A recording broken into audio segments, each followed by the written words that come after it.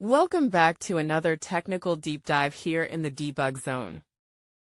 Today, we're tackling a big question and breaking it down with insights from other users. Hopefully this clears up some misconceptions and helps you get the answer you need. So buckle up, stay a little curious, and let's jump right in.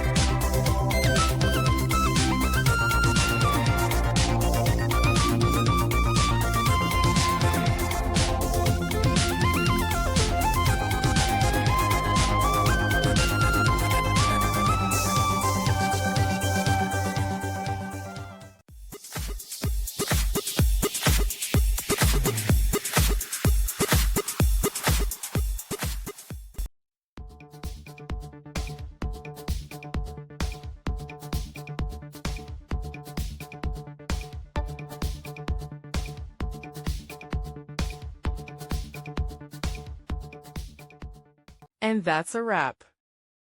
I hope you found the answer you were looking for. If you did, take a second to hit that subscribe button. It really helps out. And let me know in the comments which solution worked best for you.